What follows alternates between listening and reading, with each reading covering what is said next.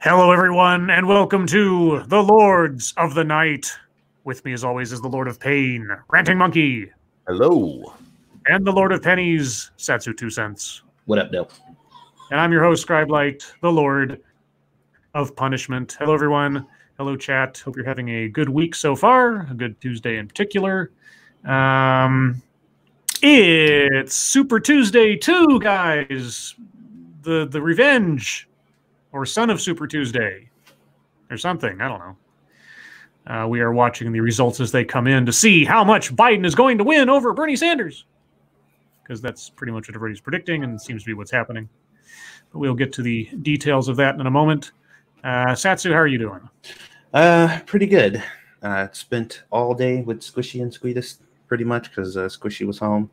And Squishy cooked dinner tonight, so I didn't have to, so that was awesome. Just a peaceful, awesome day. Excellent. Monkey, how are you? Pretty good. Yeah, I had I woke up in a lot of pain. I was like, oh, it's going to be one of these days. And about half an hour later, I was back to how I was yesterday. So I'm like, hell yeah, baby. So yeah, I've had a pretty good day. How you doing, Scribbles? Doing all right. It was a, thankfully, quiet and sedate day at work, which was great. And nothing to complain about elsewise. Thank you, Point Curation. Vote for Joe or the other Biden. Indeed. Yes, thank you, Point. So before we actually get started, we have a special birthday today. Special birthday, you said? Yes, because Circus Zero and Sarah Plyer welcomed a new great niece into the world. Ah. Heaven Lynn. And so, Monkey, if you would do the honors. Said Heaven Lynn? Heaven Lynn. Heaven, welcome to the world. And sweetheart, this one is for you. And a 1. And a 2. Happy birthday to you. Meow. Happy birthday to you. Happy birthday, dear Heaven Lynn. Happy birthday to you. Happy birthday, Heaven. Welcome to the world. I hope you like what we've done with it. And welcome to the stream, all of the Sanoots out there. Air raid. Welcome to the show. Those of you, I really do. wait, you hate the Doppler effect? I hate that sound. I really do. Oh, okay. Well, guess what, Sinatra fans? Monkey hates you. I didn't say I hate them. Oh. He just hates the sound that comes out of their keyboards. Yeah. All right. Well, for those of you that haven't joined us before, welcome to Lords of the Night, where we talk about stuff and things and stuff and things. Before we get into the stuff and things, Monkey Dick, Jim Jones, movies, video games. Hit that like button if you have not already. And as per usual, many of you haven't. And by all means, share our stuff. Share it far, wide, sideways, diagonally, any which way on the chessboard. Because as you know, YouTube does not do it for us. You guys are our best algorithm. Anything else to mention or plug before we get into the wonderful world of Super Tuesday 2? Nothing that comes to mind. Nope, I got nothing. All right. Well, guys, it is Super Tuesday 2. 6 states tonight are making their primary and or caucus decisions. Several results are already in, or at least projected results are already in. So let me tell you about those right now. Missouri has been called for Biden, even though only 5% are in. It's a 50% to 21% split for Biden and Sanders. Real quick, thank you, Blake Becker. Happy birthday to the man, myth, and legend, Chuck Norris. Huh. Does Chuck Norris have birthdays, or do birthdays have Chuck Norris? I feel like birthdays having Chuck Norris would be the wrong way to say it. Yeah, it might be. Let's see. Michigan is still technically being counted up, so it hasn't been called yet. It is expected to go for Biden, but the split there is probably going to be thinner than in some of the other states. Mississippi has decidedly gone for Biden with a 78% going to him. North Dakota has not yet called it. Neither has Idaho or Washington State. So Michigan is the big prize today because of all the delegates therein. It's expected to go for Biden, but because of the way the delegate counts gets split up and everything else, we'll see, how much. I mean, the only competition right now is Gabbard, and she hasn't even broken a single percentage point in Michigan, so I don't think she's going to be much of a danger. So more likely than not, the delegates will be split up percentage. Do they do a percentage or just they do it by a split? I forget. It depends on the state, and I'm not sure with my state. All right. So, those results are coming in bit by bit. I have a live map of Michigan going with 53% of the various counties reporting in.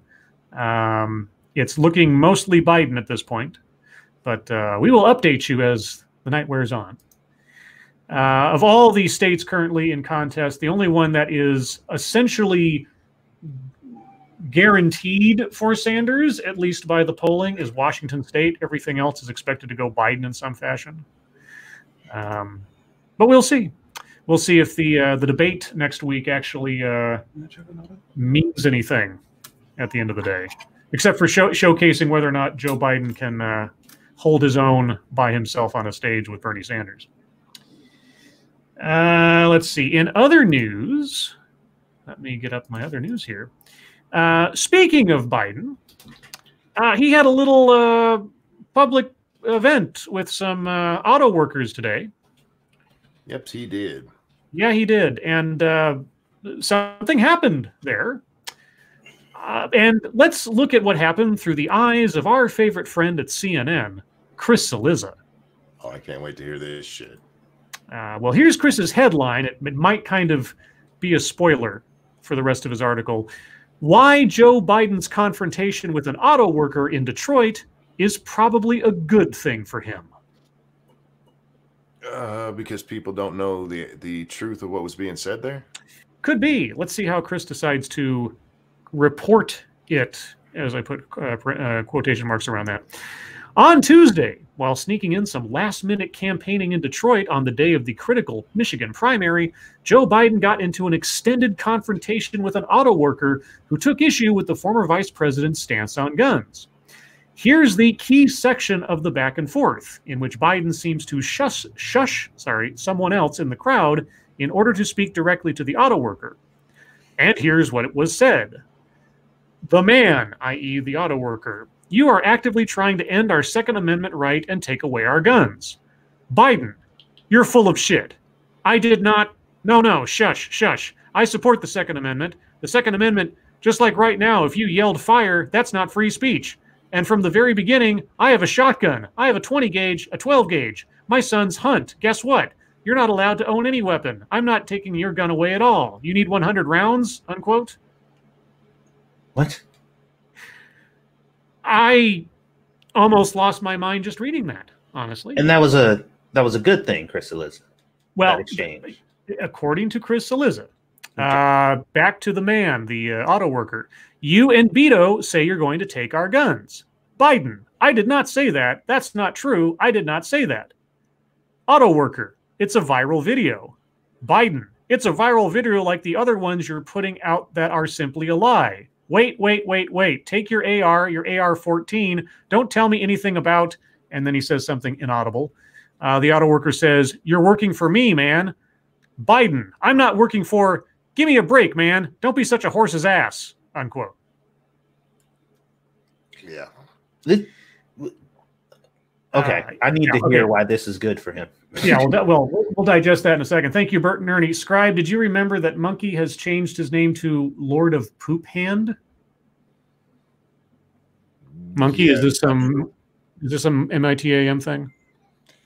I'm assuming so from when Lady Monkey jumped on the other day, the conversation we were having. Oh. Yeah, it's somebody tried to lie about me. Oh, okay. Well then.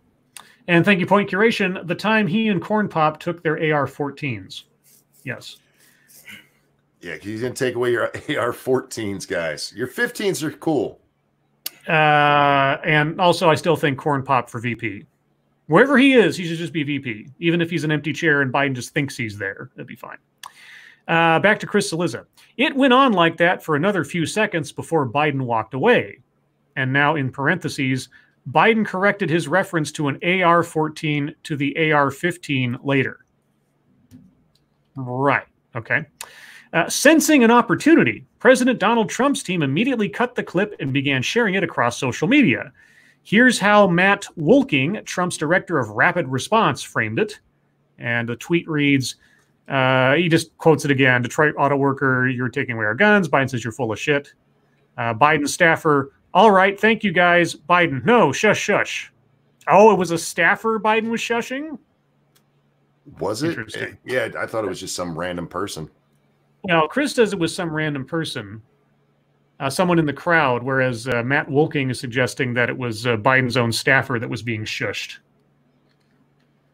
I don't know which it was, guys. I haven't seen the full video myself yet. The insinuation was obvious. Biden, the front runner to be the Democratic presidential nominee, had lost it when an auto worker had confronted him about his two liberal gun policies. Yes, thank you, Chris. I think we read the above. Thank you. This was a bad moment in the mind of the Trump team for Biden. And then Chris says, I'm not so sure. Of course not. I'm honestly dying to know Chris's logic on this one. I can guess. Okay, well, guess. I don't know. I haven't read this yet. My guess would be that he believes that it made Biden look strong. And with all the talk of how weak he's become, that this was a good, strong moment for him. Satsu, any thoughts? I'd like to say that I agree with that, but I just can't see how any logical human being could come to that conclusion. So I'm just curious at this point. Well, we are talking about Chris Cillizza, so. Yeah. The knock on Biden, certainly among Democrats who support Vermont Senator Bernie Sanders, and even among many Democrats who back the former vice president, is that he lacks passion on the campaign trail. What? After horse face, pony soldier, whatever it was. I thought the knock on Biden is that he's losing his collective mind, not that he lacks passion. Well, we're supposed to be not acknowledging that that's even a thing. So, right. Well, and honestly, I ask this honestly: has an absence of passion been a criticism of Biden lately? I don't know. No, what I've heard is they're hiding him because he's sundowning and shit like that. Yeah. Yeah, an absence of passion is not a thing I've ever heard to be a criticism against Biden. As a matter of fact, they were just talking about how much he yells all the time. Yeah. That his promises to return things to normal and pledges to work with Republicans aren't the sort of stuff that Democrats want to hear right now. Okay. Democrats are deeply angry at the ways in which Trump and his enablers within the GOP, you want to talk about enablers and you're referencing Biden? Okay. Have steered the country. In exit polling in California's primary last week, almost 3 in 4 voters, or 73%, thanks, Chris, described themselves as angry about the Trump administration. In California? Wow. I'm this is my shocked face. In Texas, more than 6 in 10, or 62%, said the same. And in Virginia, 58% described themselves as angry with the Trump administration. Okay. A video recently circulated by conservative outlets falsely suggested Biden supports widespread confiscation of guns. He wants to put Beto in charge of his gun policy. Mm-hmm. He did that. And Beto said he was going to take your guns away. So he supports the idea. Okay. Given that mood, or that fact, it's hard to see how Biden getting in a shouting match with a guy saying that Biden wants to take away people's guns, parentheses, fact check, not true, parentheses, and using a few expletives to make his point is a negative if it has any impact at all for him. What was the criticism when Trump called certain countries shitholes? That was racist. And improper and blah, Yeah. blah, blah, blah, blah. And No, unbecoming a vulgar president. is when he says like, no, that's usually when he says bullshit or calls somebody a bitch. The shithole countries was mostly just racism. Okay. There's also a deeply rich irony here in the Trump campaign trying to suggest that confrontations, generally speaking, and a politician using a few curse words is a bad thing. After all, this president loves confrontation and cussing, often in public. Chris, you have said that. You have. So why is Biden okay to say this stuff? Why aren't you criticizing Biden? Okay, sure, the Trump administration criticizing him for it may indeed be hypocritical. But why aren't you not being hypocritical and leveling the same judgment on Biden as you've done on Trump? Because it's different when they do it. Okay. And cussing, often in public, and dismissing those who say that he isn't acting presidential as wimps and whiners. Yes, this is a huge double standard. Who are you talking about, Chris? Trump's administration or yourself? When Trump tells people where they can stick it, his fans say he's being tough and standing up for America. When Biden does the same, he's unhinged. You're doing the exact... okay. He's doing the exact same thing, but in reverse right now. Yeah. I'm honestly having a hard time reading this without my brain snapping in half.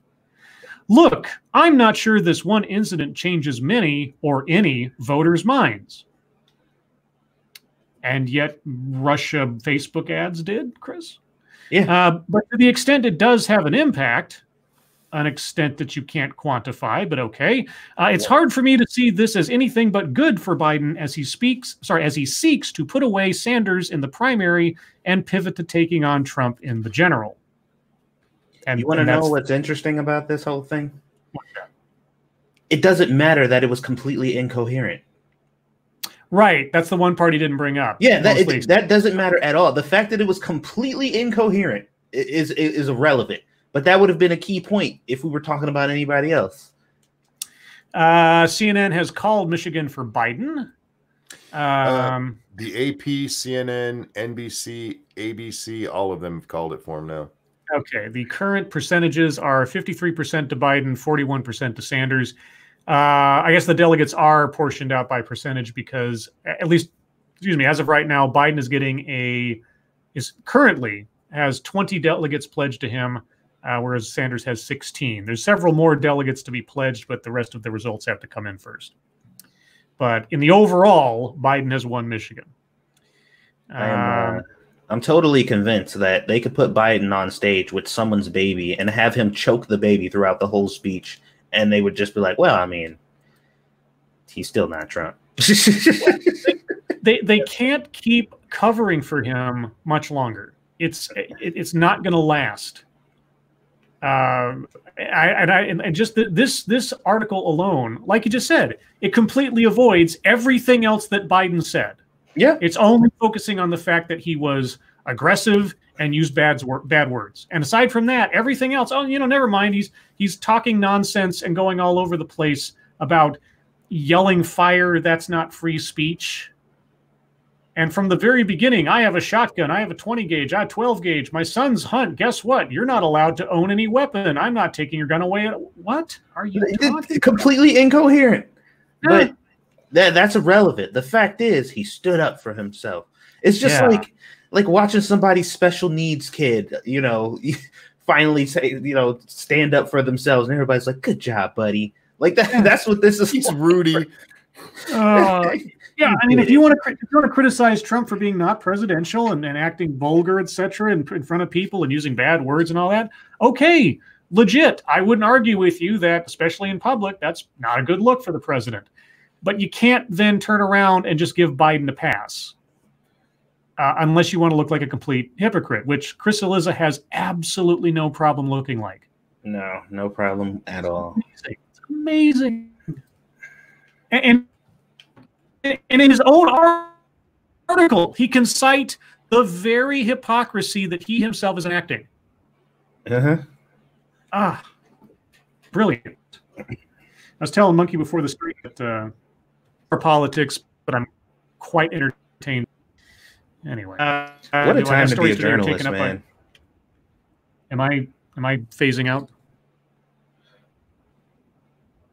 Hello? You were roboting a bit there for me. There's a weird jump in his audio there. Yeah. Okay. Can you hear me? Yes. Oh, no. We can hear you, yeah, now. Okay, I'm on a great delay. I'll be back. That's what it sounded like. Yeah. The greatest part of that is just how insane he was, and that it actually makes the case of dementia. One sign of it is getting angry for no reason. This guy asked him a simple question, and he didn't address the very thing that was most important. You said you were going to put Beto in charge of guns. Beto, Mr. Hell yeah, we're coming for your guns. We're coming for your AR-15s. Hello. Can you hear me? Yeah, I can hear you. Okay, good. There's no delay now. I'm assuming it was my VPN. I have no other reason. I have another factor to think of there. So hopefully that doesn't happen again. Sorry, guys. Live TV. Let's see. I was saying, are there any other news stories aside from Michigan and coronavirus to talk about? Not really. Oh, there was this going around. I guess we'll talk about this one. Rare white giraffes killed by poachers at Kenyan Wildlife Sanctuary. I think somebody's not doing their job. Mm-hmm. They were among the rarest giraffes to walk the planet, and now they are gone. Real quick, thank you, Sean Uli. As of today, all Kentucky nursing homes are under quarantine, including mine. Ew. Okay. You're healthy, yes, Sean? I mean, in relative terms, we're all a little sick in the head, but you know what I mean. Do you have people walking around in big like moon suits and like hazmat suits and things and gas masks? Let's see. The remains of two stunning white giraffes that lived at a Kenyan wildlife sanctuary were found in a skeletal state. Rangers at the Isha Kibini Hirola Conservancy said on Tuesday. I'm probably screwing that up. The mother giraffe and her calf were killed by poachers, they said. The Kenya Wildlife Service was called to the reserve after it was reported the giraffes hadn't been seen in quite a while. Upon finding the bones, wildlife officials estimated they had been there for at least 4 months. Okay, quote, "This is a very sad day for the community of Iljara and Kenya as a whole. We are the only community in the world who are custodians of the white giraffes. And you did a poor job, apparently," said Mohammed Amin Noor, manager of the reserve in Garissa County, Kenya. "I didn't know that white giraffes even existed till now. And I guess now they're dead." She was apparently the last female white giraffe on the planet. Hello? That okay. Sounds like white genocide. Oh, monkey. No. What? That was bad. That was good. True, though. It was bad. No, yeah, technically true, I suppose. Yeah. It was bad, but it was good. Good, bad. You know. Yeah, okay.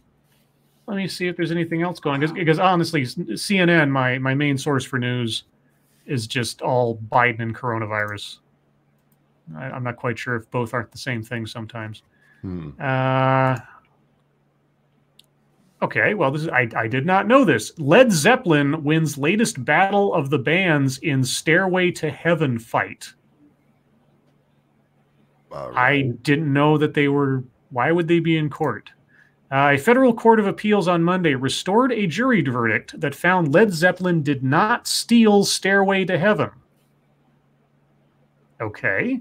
The Ninth Circuit Court of Appeals in San Francisco handed the major win to guitarist Jimmy Page and singer Robert Plant and dealt a blow to the estate of Randy Wolf and the band Spirit.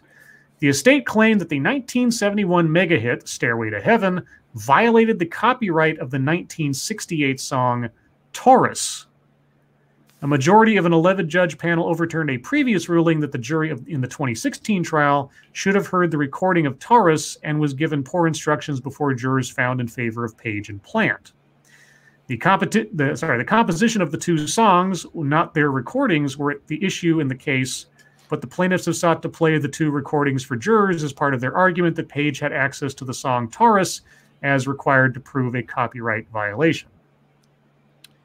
Okay. I'm so confused. They didn't hear the 2 songs together? I guess it had something to do with the process in the background and not the songs themselves that was at issue. I guess. Fuck off. Why are you fighting over that song anyway? Jesus well, Christ. I mean, the royalties. I mean, it's not like that song. Fair enough. Yeah, there's a lot of it's about money. It's about money. Some things are more important than money, and taste is one of them. Yeah, Stairway. Oh God. Every time I hear Stairway, just like I want to fall asleep now. Look, every time I hear Stairway to Heaven, I'm glad she's dead. Ouch. Ooh. Okay. Yeah, guys. Relative terms, it's been a slow news day because with the sort of foregone conclusion as to what was going to happen in the primaries. Yeah, the only other thing is that the coronavirus is causing more and more things to close. Like they've decided now they're not going to have a live audience at the next debate because of coronavirus. Wheel of Fortune and Jeopardy will not have live audiences for the time being because of coronavirus. Many colleges and schools are either canceling altogether or moving all of their classes to online because of coronavirus. The next season of ReZero, the anime, got postponed because of the coronavirus. The filming of Winter Soldier and Falcon got postponed because of coronavirus. The release of the next James Bond movie supposedly got delayed because of coronavirus. You mean Jamie Bond? Yeah. I think if not myself, I'm sure someone is going to write an essay or an article or a book before the year is out called The Plague Year, talking about the phenomenon of coronavirus, the reality versus the reaction. Mm-hmm. It's going to be interesting. Real quick, Scribbles, just an update. North Dakota was having some trouble getting their polls closed because they still had people in line. Apparently, all the people are out of line now. Everybody's voted, so polls will start becoming in soon for them. Yay! Well, I've got the little ticker update thing here telling me what's going on with the percentages, but I'm sure you've got 538 going. Yeah. This is just an update they gave us 10 minutes ago. All right. Now, between the two of us, guys, Monkey and I, we'll let you know how things go, although it's, like I say, kind of a foregone conclusion. The only thing that's not a foregone conclusion is the exact number of delegates each person's going to get by the end of the night, depending on how their percentages roll out. So that's really the deciding factor. More likely than not, Biden will be in a position that Bernie can't beat easily, even with the oncoming other primaries. But we will see. With that, we're a little early, but why not? Let's go on to MSS News. So if you have stories you would like us to read on the air, please send them to us via Twitter using the hashtag MSS News. Can't promise to get to them all, but that's just because Twitter apparently does not want to work and tell me what stories were put up. Am I roboting again? No. Okay, because Twitter is not working. And usually when that happens, it means something's wrong with my internet. Now it's working. I don't know what's going on. Okay, so who's first? This one comes from Massive Dynamics. Not Frosted Glass, amazingly enough. Prince Andrew won't voluntarily cooperate in Epstein inquiry, prosecutors say. So he's going to have to be subpoenaed, I guess. Hello? Sounds like. Okay. And everybody goes quiet. I think that I'm... Sometimes I don't know if I'm supposed to answer your questions or not. Right. I know. It's just like I say. When I have internet problems, I get paranoid. Prince Andrew has, quote, completely shut the door, unquote, on cooperating with U.S. investigators in the Jeffrey Epstein case, and they are now, quote unquote, considering further options. A New York prosecutor said on Monday. Is one of those options sending Batman to kidnap him and bring him back to New York? Because he does that kind of thing. Andrew was a friend of Epstein, the wealthy financier and convicted sex offender whose death in custody while awaiting trial on sex trafficking charges in New York last year was ruled a suicide. Andrew denies all claims of sexual misconduct relating to the Epstein case, but has stepped back from public duties as a result of his connection to it. Speaking to reporters on Monday, the Manhattan U.S. Attorney Jeffrey Berman said, quote, contrary to Prince Andrew's very public offer to cooperate with our investigation into Epstein's co-conspirators, an offer that was conveyed via press release, Prince Andrew has now completely shut the door on voluntary cooperation, and our office is considering its options. And I must consider the tweet or the text I just got from work because that's what I have to do. Okay. In November, Andrew said he was, quote, willing to help any appropriate law enforcement agency with their investigations if required, unquote. Well, Prince Andrew is a liar, if we didn't already know. Maybe that's because every time he opens his mouth about anything, it gets him in more trouble. Yeah, there's a couple of good videos out there that break down his TV interview about this whole thing, and just how much of a slime he is, just in that interview alone. Let's see. This one comes from Frosted Glass, who also sends one from The Guardian, just like Massive Dynamics did. 9 out of 10 people found to be biased against women. Yeah, fuck off. Do you know what that number includes, though? Women? Women, yeah. Almost 90% of people are biased against women, according to a new index that highlights the quote-unquote shocking, because this person doesn't think it's shocking, extent of the global backlash towards gender equality. Despite progress in closing the equality gap, whatever that means, 91% of men and 86% of women hold at least one bias against women in relation to politics, economics, education, violence, or reproductive rights. I wonder if they have any biases against men. They all do. Every single one of them. But that's irrelevant. Irrelevant. Okay. The first Gender Social Norm Index, gender social norm, based on which culture, might I ask, analyzed data from 75 countries that collectively are home to more than 80% of the global population. It found that almost half of people feel men are superior political leaders, and more than 40% believe men make better business executives. Almost a third of men and women think it's acceptable for a man to beat his wife. What? Where exactly are these people from? Right, that's what I was asking. Which cultures are we talking about when we're referencing social norms for genders? The UN Development Program, which published its findings on Thursday, is calling on governments to introduce legislation and policies that address ingrained prejudice. But only in one direction. Yeah, quote, we all know we live in a male-dominated world. No, we don't. If you're talking about numbers and percentages, there are more women than men in the world. But anyway, we know that we all live in a male-dominated world, but with this report, we are able to put some numbers behind these biases, said Pedro Consequio, I'm probably screwing that up too, director of the UNDP's Human Development Report Office. Quote, and the numbers, I consider them shocking.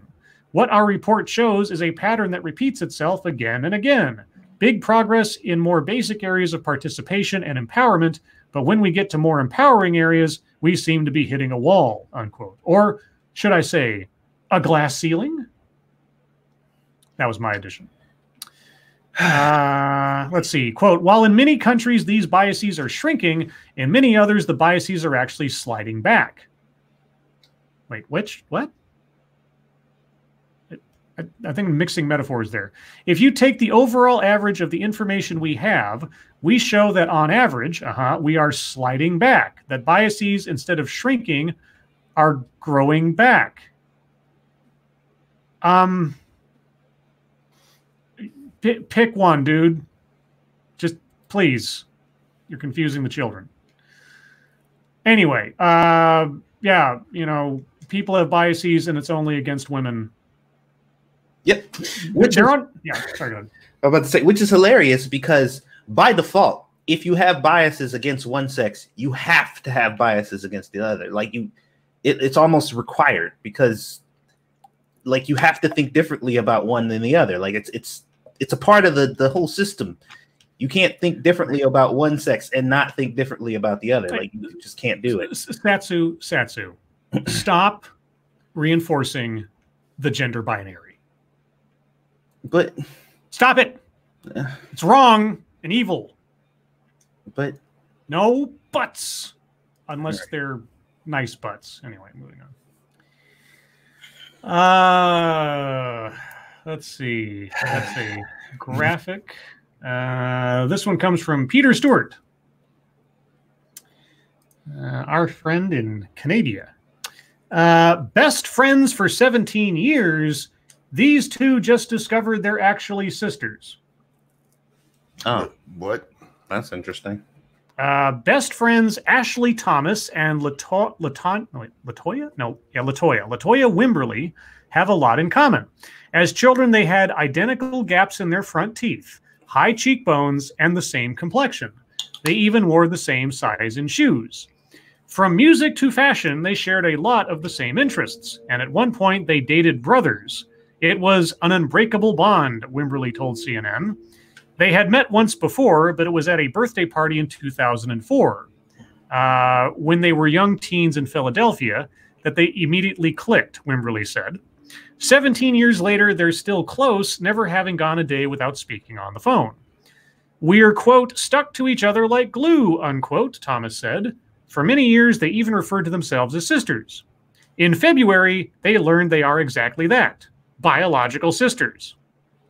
Quote, it was a puzzle, and it's like all the pieces came together so fast, Thomas said. Okay, so, and the next part of the article says exactly what I was about to say. How did they find out? The puzzle started coming together in January when Wimberly, 29, had a party to celebrate her engagement. Thomas, 31, shared photos from the party on Facebook. Some of the photos included Wimberly's father, Kenneth Wimberly. While looking at the photos online, a friend of Thomas's mother saw Kenneth and realized she knew him. Quote, Ashley's mom's best friend told her she had no idea my dad was Kenny, Wimberly said. She said she and Ashley's mom used to hang around him back when they were young. When Ashley told me, I knew something didn't click, so I asked her to send me a picture of her mom's best friend and showed it to my dad and asked him if he recognized her. Kenneth immediately recognized the woman, and later, when shown a photo of Thomas's mother, he recognized her too. In fact, he said the two had had a brief romantic relationship. In that moment, he also learned that Thomas did not know who her biological father was. So this dude don't use condoms with nobody. And mom never thought to think back in timing to anything? Or hey, maybe she had a lot of dicks. I guess that's true. So who been paying child support this whole time? To find out, the three decided to split the cost of a DNA test. On February 21st, the results came in, confirming that Kenny was indeed Thomas's father. Okay, a lot of unanswered questions. Thomas was 15 when she learned that the man who had raised her was not her biological father. Her mother, who died 11 years ago, never told her who may have been her father. Oh, okay, all right. Thomas's family had also never met Wimberly's family, leaving them unaware of the possibility that it could be Kenneth. But Kenneth still played a fatherly role in Thomas's life. Quote, Ashley was the only one of my friends who didn't miss a single family event, Wimberly said.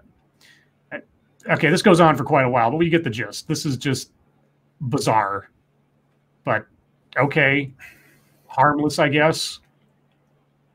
Yeah, it's like, all right, that's crazy. It's kind of like a weak world news sort of story you'd see. Yeah, I mean, it's an interesting story, but I mean, they grew up around the same area, and she didn't know who her dad was. It's not that big. It'd be different if they like came from different sides of the world. Yeah. Tom of Gulf City says Thomas is a girl. Now, Thomas was the last name of one of the girls. There was Ashley and Latoya. I forget which was which, but it doesn't really matter. They're sisters now. Who is next? Okay, that's Washington Post, and I can't read that one because Washington Post doesn't want me to read their stories. This one comes from Shrouded Angel. Hopefully this will be funny because it's the Mirror and it's about old people. Grandma shocks family with hilarious remark as they celebrate her 94th birthday. Oh, dude, I saw this video. It's funny as hell. When we're kids, birthdays are exciting. What presents will we get? What plans have been made? What flavor will be the cake? I think it's mostly just presents, honestly. But as we get older, we start to dread the very thought of them more and more each year. And after 94 years of celebrating, it seems that one grandma had enough. Thank you, Chicago Mike, because they're cousins. Identical cousins. Yeah. Okay, I only know that because of Nick at Night, guys. That's only the only reason. Pauline K posted a video to TikTok singing happy birthday to her grandma, but wasn't prepared for what she was about to say next. In the clip, blah, blah, blah, you can see, okay. So they're singing happy birthday, and they finished singing, and then she said, Grandma said, quote, well, thank you very much. I hope this is my last, unquote.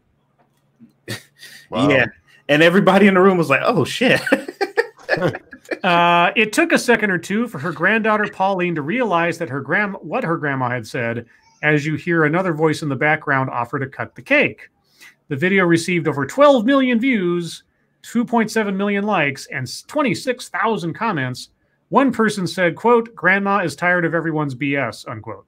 Yeah, she like, yeah, thank you. I appreciate it, but good Lord, please lower their... Yeah, I hope it's my last. I'm getting sick of this shit. How bad is their singing? Does she need us to do it? There you go. I hope this is poison flavored cake. I hope this tastes like my death. Hemlock, my favorite. Let's see. She eats the whole cake trying to get that last minute diabetes. This one comes from Top Ramen Lewis. Come on. Oh, sorry. He said in the chat, would have been funnier if a voice in the background would have said, me too.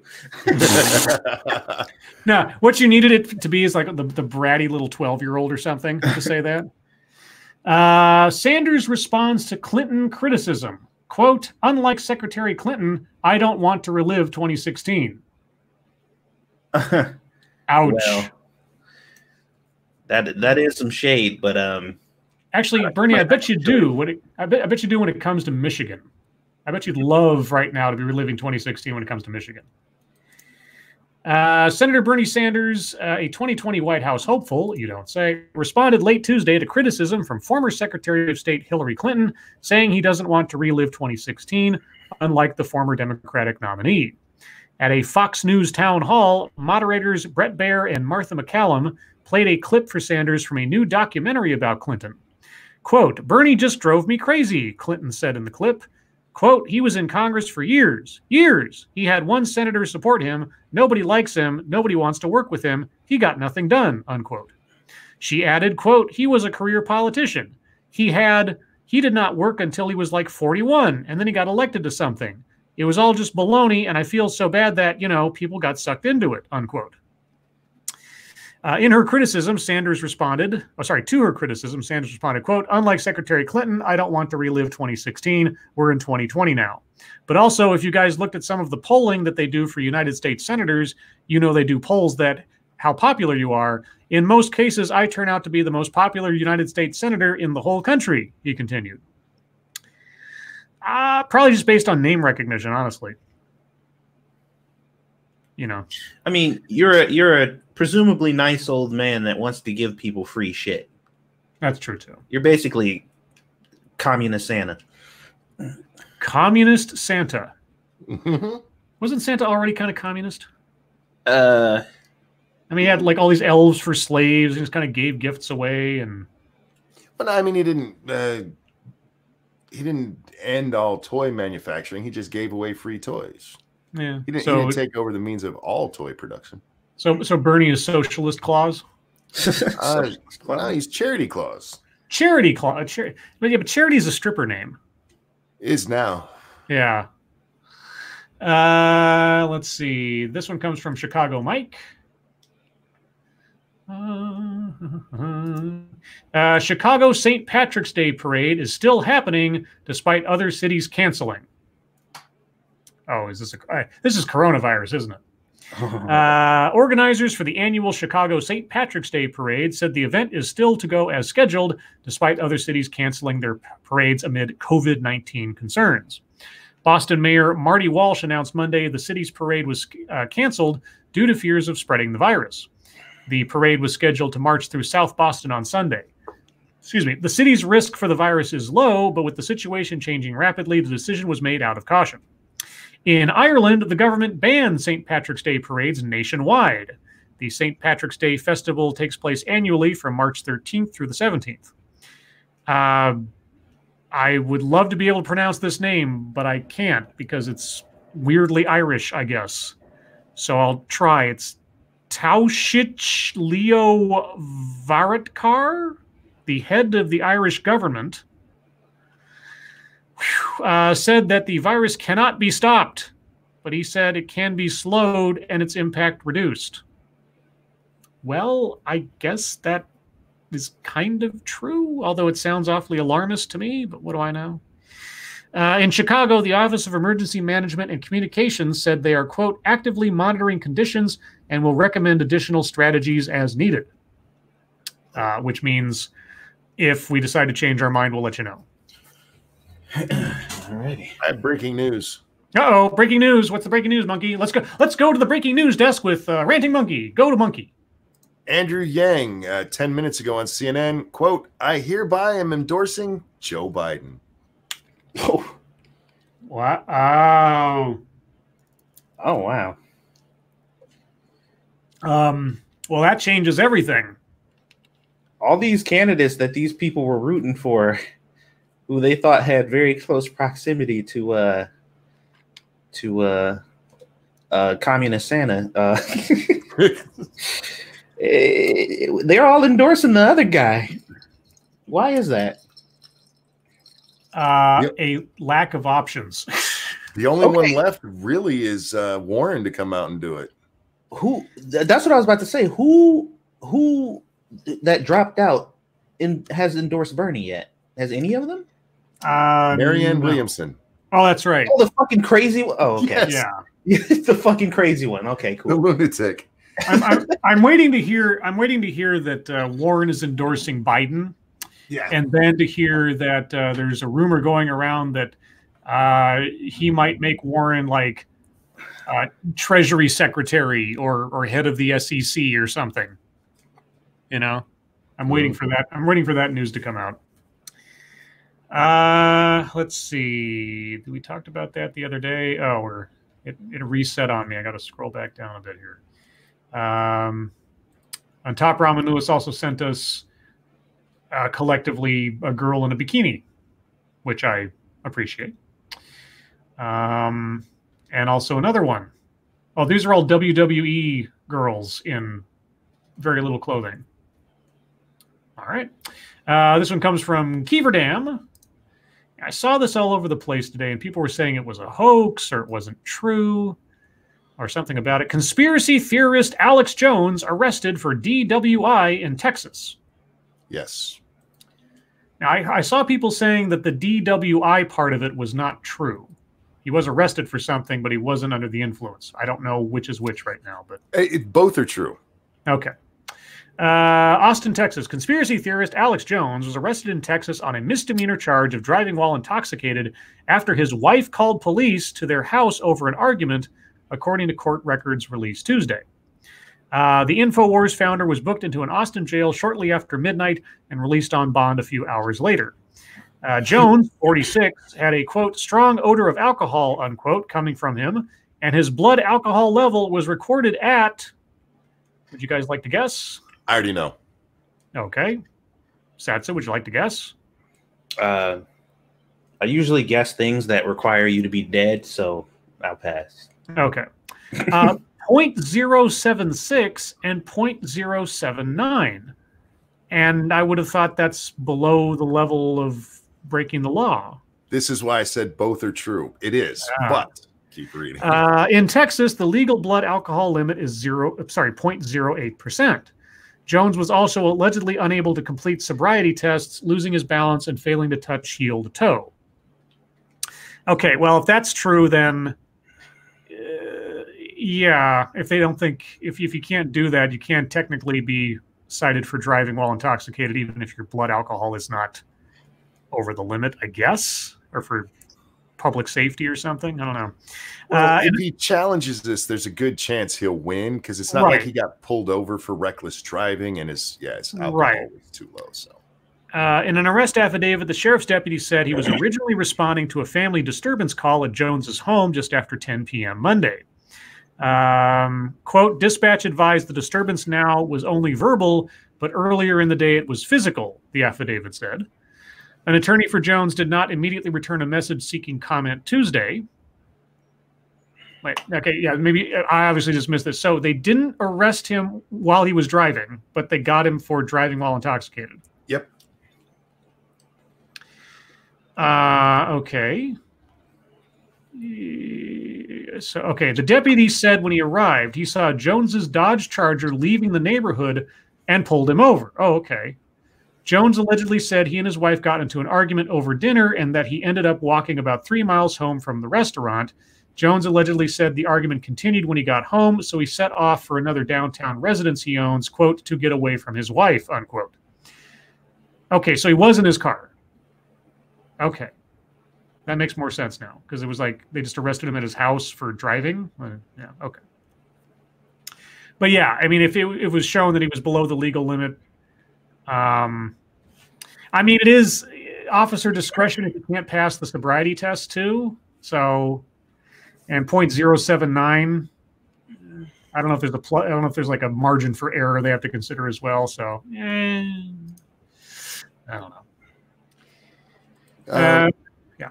Again, for me, he wasn't pulled over for the reckless driving. It was because of the complaint with his wife. Right. He comes in under the limit. He takes this to court. In worst case, he's going to get a slap on the hand. Yeah, you'll get a fine or something. Yeah. Let's see. This one comes from the original Shroom. Oh, it's another Golden Joe moment. Is this from today? No, this is from 2010. So it's a little old. At one point in the past, Joe Biden told a shop owner he was a smartass. I mean, 10 years ago. All right. I guess it just shows that him saying off-color things to constituents isn't new for him.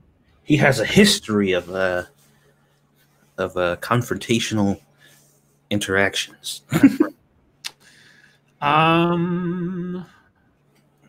Let's see. We talked about that the other day. Okay, this one comes from Skookum. If the story will come up. Strip clubs find a way to help out with free masks and sanitizer. 2 of the top strip clubs in the country are doing their part to protect the public from COVID-19, and it sure beats the hell out of schlepping to Costco. Here's the deal. The world-famous Little Darlings in Las Vegas just announced a massive giveaway. 50,000 bottles of free hand sanitizer, one for each paying customer while supplies last. Across the country in Tampa, Deja Vu Showgirls is giving away free masks to the first 10,000 paying customers. You know, if I had health concerns, I don't think the first place I'd go would be a strip club. It's if you're worried about any kind of outbreak, going to the strip club's probably the wrong place. Yeah. Sores you didn't mean to pick up. Yeah. Is it bad that I just pictured a stripper sliding down a pole upside down with a Clorox cleaning wipe? That's great. Yeah. I mean, for the novelty of it, the novel coronavirus, but yeah, I don't know. I don't think I'd go to a strip club just for free hand sanitizer. That seems a little goofy. Maybe it's just me. Well, guys, we're going to wrap it up there. Thank you so much for all the stories. Appreciate it. Sorry I didn't get to them all, but, you know, I get distracted or long-winded or both. So we'll go on to YouTube time. I'll go first because I wasn't able to do anything today, and so I got nothing to update. Satsu, what'd you do? Just some editing of some stuff that, I still have backlogged. I need to start cooking again, though, because I'm running out of backlogged videos. Yeah, there's some chicken divan you got to make, yo. Yes, I actually, I got most of the stuff for it right now. I'm just, we've been like eating on other stuff that we've been making over the past couple days. So, I got the stuff to make it. I just need to do it. So, well, I'm waiting with bated breath. Yes, and I'll try to do it right this time. But yeah, let's real quick. Thank you, Chicago Mike. For an outbreak, we need to look out for Dustin Hoffman and Rene Russo, and Kevin Spacey. Don't forget Kevin Spacey was in that movie too, and Morgan Freeman. Morgan Freeman. Sorry, go ahead. Go ahead, Satsu. That was pretty much it. Just working on some stuff that I had already done, just a little bit. And like I said, Squishy cooked today, so I didn't have to record. But actually, what Squishy made today, she's actually going to record herself making that the next time we end up eating it. So that'll be cool because she's been taking an interest in cooking and baking lately that I haven't seen since we got together. So I'm just like, do your thing, girl. Unless I got to cook. I mean, I like cooking, but sometimes, So that's it. Just kind of working on that stuff. And how is the sweet Squeetus? She's good. She's her personality is really starting to come out as of late. Me and Squishy were watching Castlevania, and she was laying on the floor. We set up this little play area for her. We put a little blanket down, and then we put pillows up under the blanket on each side, so there's like a little barrier. Mm-hmm. And she was down there playing and just playing with her toys and just laughing to herself. Like somebody was tickling her laughing. It was like these little bursts where she would just bust out laughing. I'm like, what is going on with you? She's like, I'm just having fun. Don't worry about me. I'm down here. I'm doing my thing. I'm like, oh my God, this is so adorable. Oh, yeah. She's just playing with her toys and having a good time. And with no other interaction, we didn't have to preoccupy her or nothing. She's just having fun. I'm like, oh, that's cute. Little Squeetus. Monkey, what have you been up to? I did a monkey in the morning last night, and then after I went and did what passes for sleep in my world, did an after party this afternoon, and now I'm here. Yay! Real quick, update on the election here. Mm-hmm. Right now, Bernie Sanders in Mississippi may not get any delegates there. Ooh. He's at 15% statewide, and you have to be at 15%. So if that drops at all, it's only 38 delegates there. Yeah. But yeah, he could walk out of Mississippi with none. Ooh. Well, I mean, in his position, every delegate counts. Yes, it does. Was that it? That's it. All right. Well, on to internet fucketry. We can get through this fairly quickly, and then maybe we can do some Mad Libs. Let's see. First off, shortly before the stream, we had a nugget of wisdom from Harry Enton, our second favorite friend at CNN, and Igor to Chris Saliz's Dr. Frankenstein. This is what Harry had to tell us. Folks, it's about delegates. A big win in Mississippi, if it happens, is going to net Biden many of them. Yeah. That's it. That is his amazing analysis. Guys, it's in the primaries, it's about delegates. And if you win a state, you get delegates. Many of them.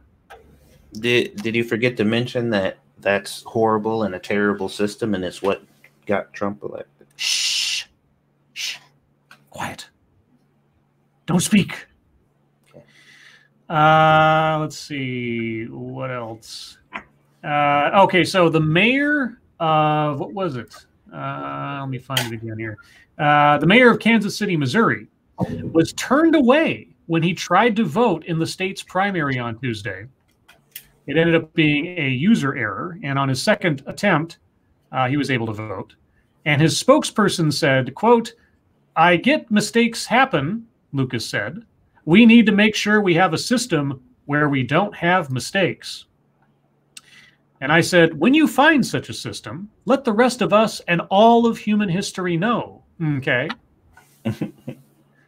Let's see. Then we talked about Chris Saliza. There's a little cartoon going around. I don't know if it's new. It might not be new. I think I've seen it before. But it's a Star Wars cartoon that shows a slightly revisionist history of A New Hope, where they're escaping the Death Star.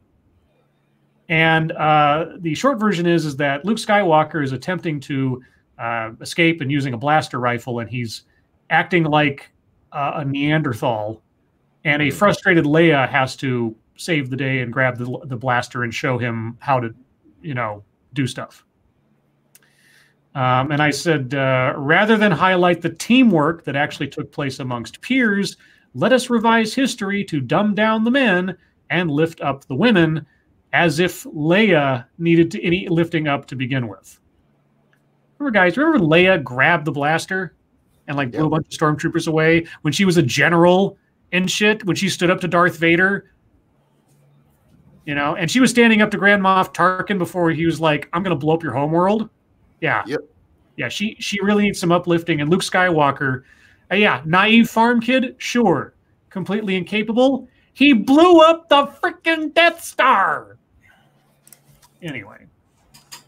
Let's see. The one thing I didn't read was Chris Saliza's predictions for Super Tuesday 2.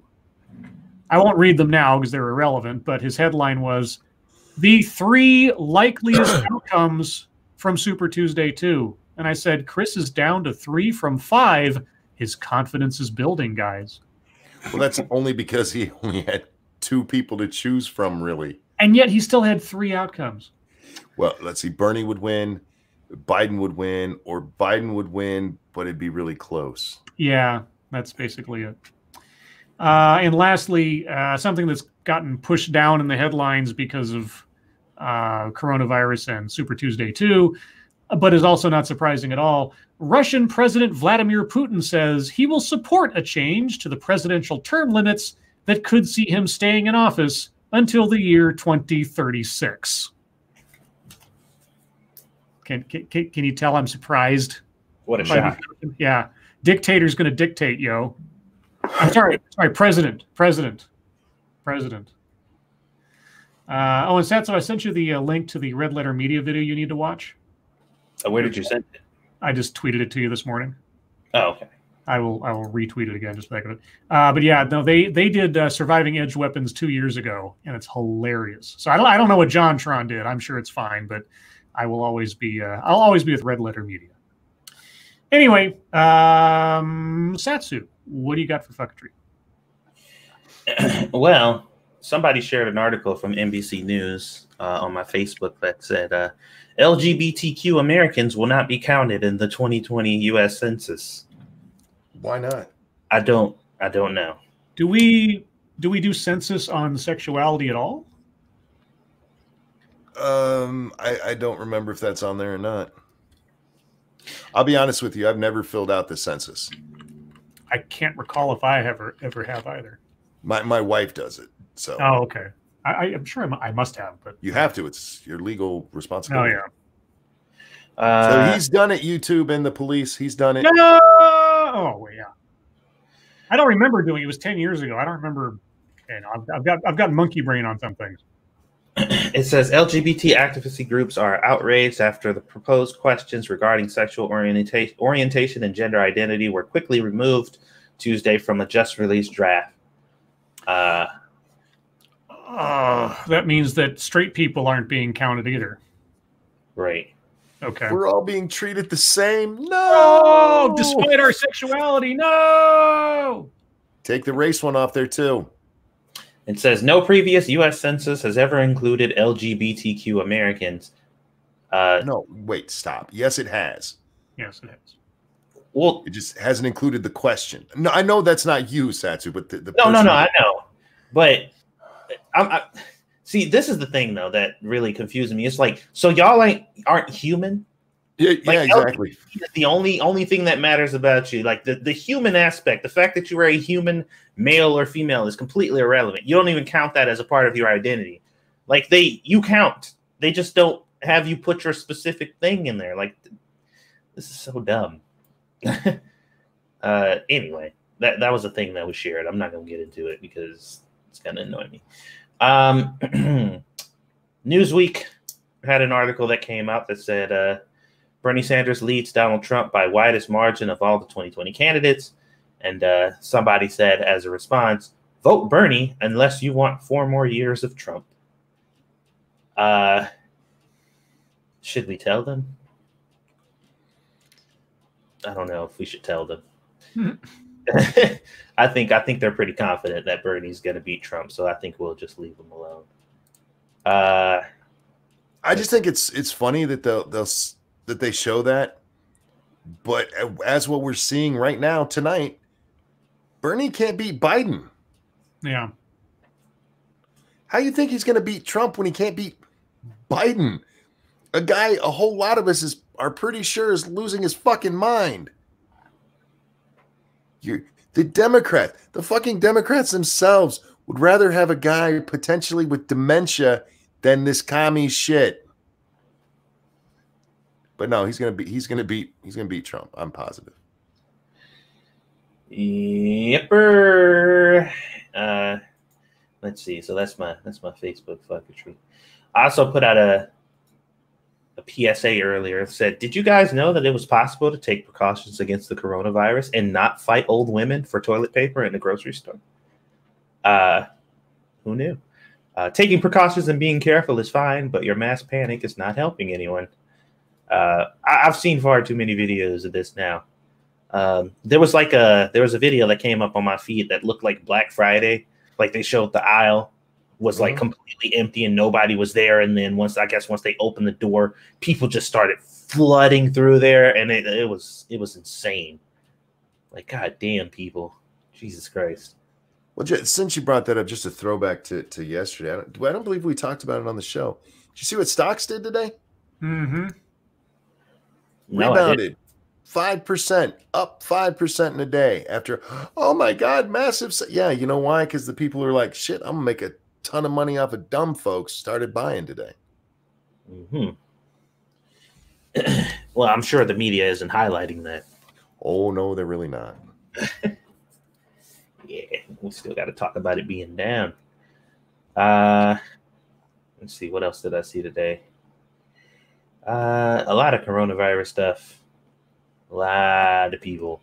There was a note. I don't know if this was in an actual store or not, but somebody tagged us in it. It says, due to the recent outbreak of stupidity and panic purchasing by complete idiots, the nation is currently experiencing a shortage of toilet paper and common sense.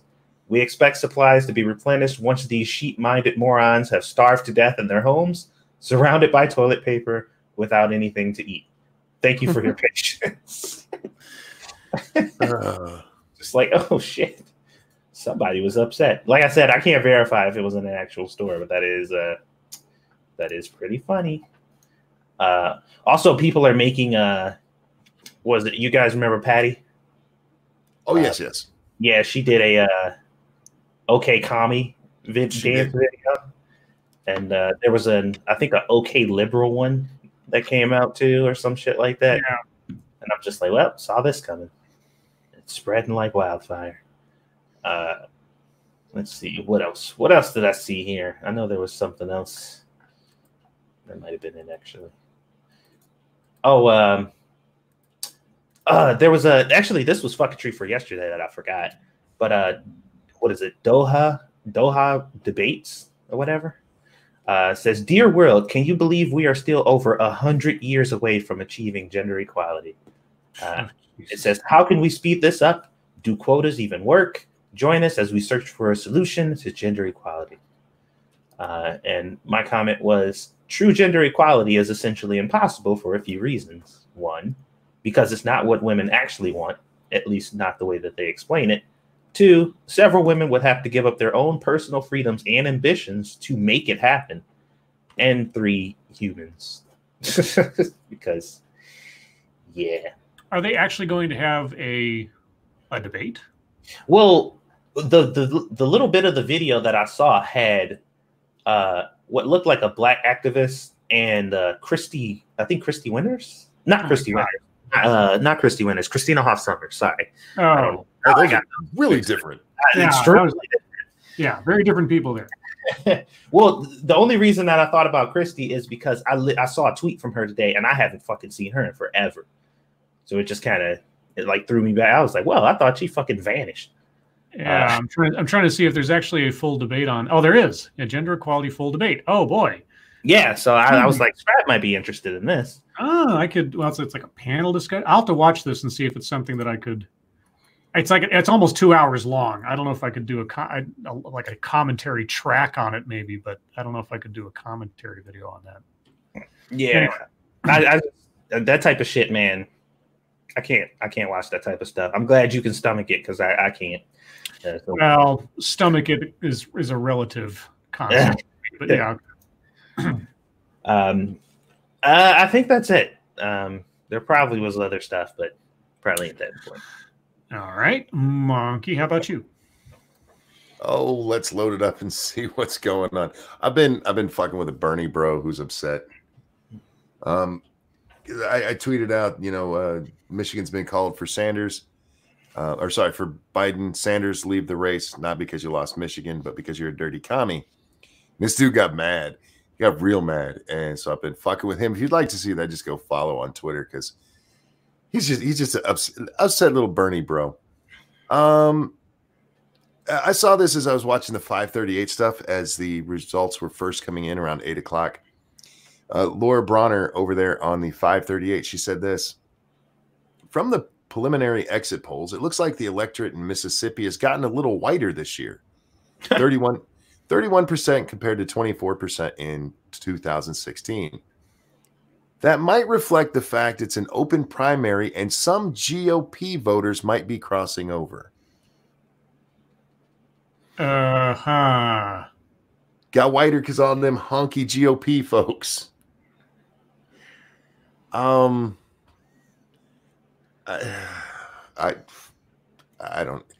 don't even know what to say to shit like that anymore. How about this? Maybe just more white Democrats voted. Both of these guys have big white Democratic support. Bernie especially. His support is notoriously white and Hispanic. I like it might be because of GOP crossover. I'm like, really? That's where you went with this. We need to have an information campaign. Because twice today, I've seen young ladies asking men to simp for them. Do you guys know what simp stands for? I had to look this up because it was the first time I'd heard it before. It was a clip of a live stream of Bernie Dancing Girl. Mm-hmm. And she was saying, I don't think people need to simp for me. Or something. I was like, simp. And my first thought was like, I've heard that used in like stupid, overdramatic bad guys in the past. You simp or something, like talking to his subordinates or whatever.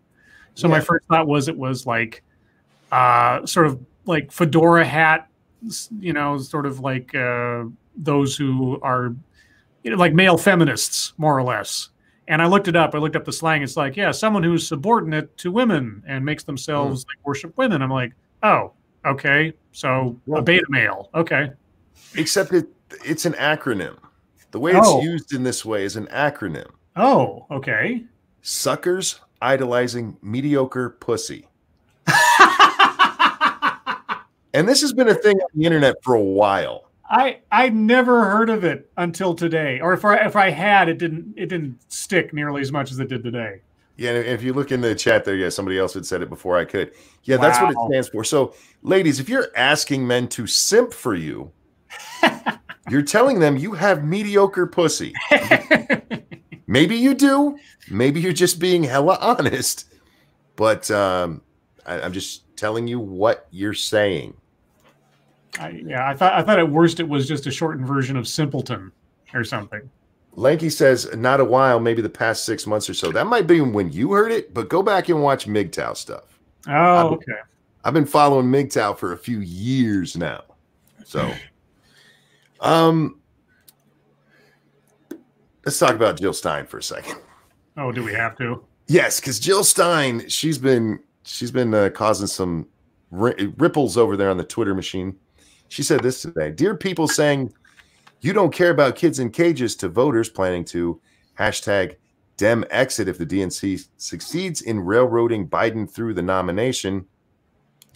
The practice of putting kids in cages started under the Obama-Biden administration." Uh-oh. She's right. Yep. She's absolutely right. Yeah. There's no arguing with that. But it makes people mad. Will Biden take credit for that particular policy? Probably not. If it does get brought up, he'll go, look, it's not, we didn't do it the same way. Because that's been the excuse ever since it was found out. Didn't that happen? I think I remember him responding to being asked about that. It wasn't a direct question, but his response was something along the lines of, "We helped get those kids out of there as quickly as possible." It was like an answer to a different question. Yeah. Like they asked, like, you know, is it the same thing? Like, why was it okay in this instance and why is it okay in that one? And he answered like, "No, we got those kids out of there as quickly as possible, and it was very fast and all that stuff." And I was like, that wasn't what you were asked, but I get. And they just let it go. They left it at that. I swear to God, I remember that happening. It could have, but so we've seen so much this election. I wouldn't be surprised. Somebody in chat is saying, "Yeah, that's what happened." Yeah, so, I remember that. Didn't that happen in one of the debates, or am I misremembering? It wasn't a debate. It wasn't not a debate. Okay. Let's see. Palmer Report tweeted this out. "It's funny how Bernie Surge is trending when it's the middle of the night in America, but the middle of the day in Russia." For the record, Bernie.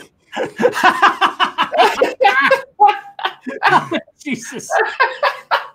Hang on. No. For the record, Bernie isn't surging or even climbing in a single poll in a single state. This hashtag is Kremlin disinformation repeated by idiots. I mean, they're not wrong, but still, that's funny. No, look, he's not wrong. That's repeated by idiots. Right. He himself has the hashtag in here, so right. It's a lot easier to manipulate the hashtag in the middle of the night because it takes fewer people to do it. A lot less people in the States are tweeting, but there's still millions of Americans who are awake. Yeah. A lot of them, say, I don't know, college kids who see Bernie's trending. So they go out there and retweet him. Stop blaming everything on Russia but it's the middle of the day in Russia. I'm like, are you fucking serious? Russia, they're coming to get you guys. The only thing that I'm kind of happy about with the resurgence of Russia as the big bad guy is that maybe finally some cool villains will return to Bond movies. Perhaps. That was the one. That was the one thing I was always sad about when the commies kind of disappeared when the Soviet Union fell. Is that all the really cool Russian bad guys in the James Bond movies wouldn't make any sense anymore? Oh, I can only hope. Hi, Weeba. Hey, Weebs. There's a story going around. It's actually from 2016, you guys, about an economist who says that Bernie's platform is going to increase GDP by 5%. Oh my God. It's going to bring poverty down to 6%. Oh my God. The average household income is going to go up $1,000.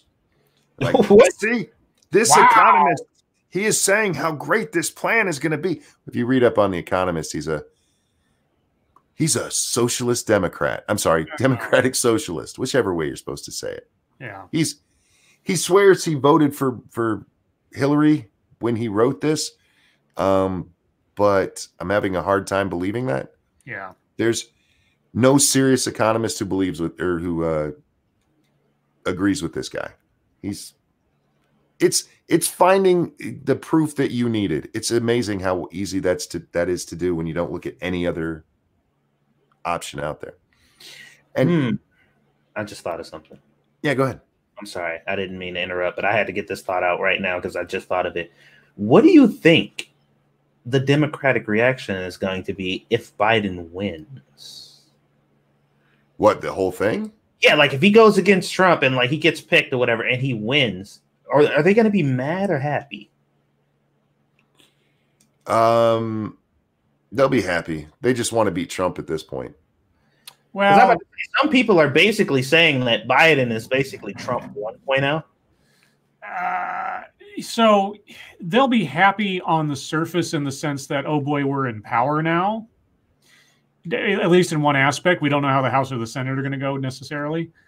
But, and I talked about this the other day, Trump being in power has been a economic boom for liberal causes and organizations who take in so much donation money in quote unquote being the resistance and fighting Trump.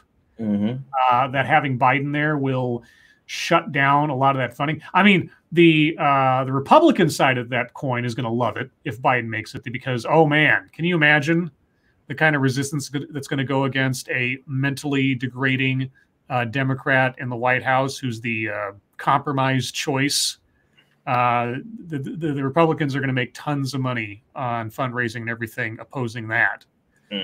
So, I mean, whoever wins, someone else also wins. The other side technically wins. That's kind of how I look at it. But yeah, no, they'll be outwardly happy, but they'll still be complaining. You know, because the whole industry around complaining on the left won't go away. They'll find some reason that it's not enough. Yeah, well, it'll be, you know, we got Trump out of office, but the establishment still won. Right. So, interesting. Sorry about that. No, you're fine. My final thing tonight is I'm trying to start a movement. I've embraced getting rid of gendered language. Oh, okay. I have, especially when it comes to foreign languages. Oh, okay. And you know how we have Latinx? Latinx, yes. I'm trying to get rid of all O's and A's. So from now on, I think we should call it Mexicix. So are you then Mixkunky? No, because it doesn't end. Do you know how gendered language works in Spanish? Truth be told, no. If it ends, it's an O or an A at the end. Oh, okay. I knew that. I thought there was something That's more what I meant. complex Yeah, to no. it. Oh, okay. Yeah, I knew that. Yeah, sure. The O in my name is like the second letter. Oh, okay. So yeah, I hashtag Mexicix. Help me get that going, guys. Mexicix. Oh, speaking of foreign languages, real quick, Tailed Feature suggested something to me today, which I thought was interesting. We were having an exchange of Gaelic on the Twitter today. Not that I speak Gaelic, but I could use Google Translate. And I asked him afterwards. I said, "So did what I say actually make any sense?" And he says, "Yeah, I kind of understood." Like, okay. And he says, maybe we should do a show where I teach you Gaelic. And I was like, that'd be kind of interesting. Would anybody want to watch or listen to a show where I'm being taught a foreign language? Sure, why not?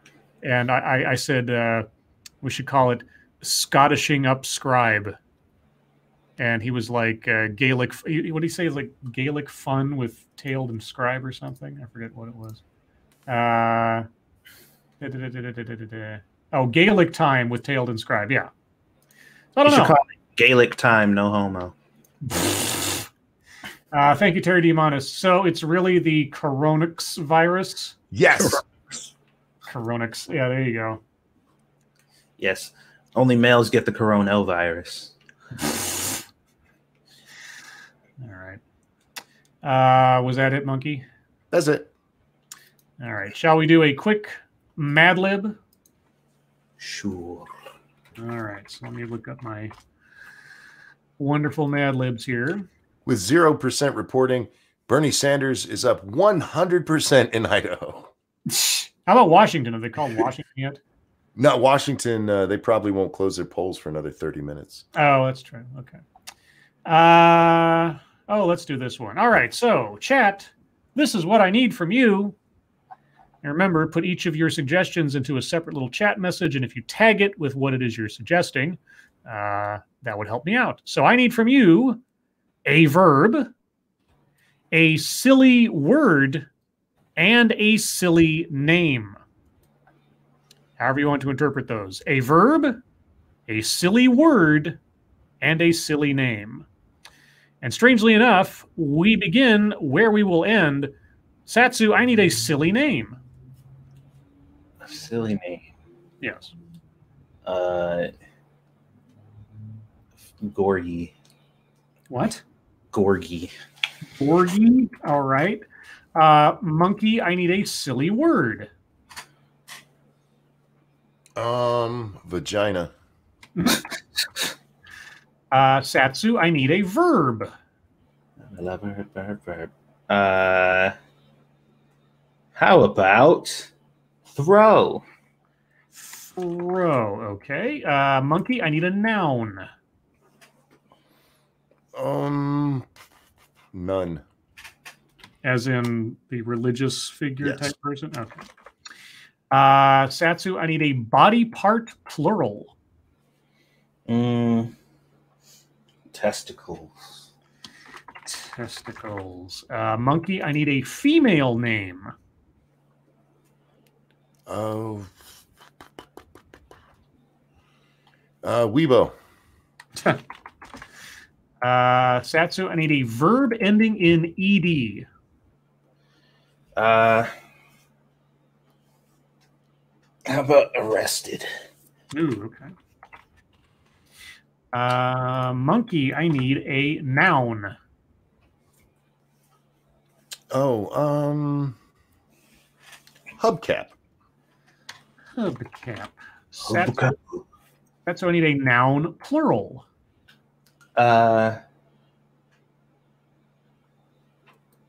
Toaster strudels. Okay. I like the strawberry ones and the raspberry ones myself. They delicious. Monkey, I need a verb. Oh, fist. Satsu, I need a noun. Coin purse. Okay. Monkey, I need an occupation.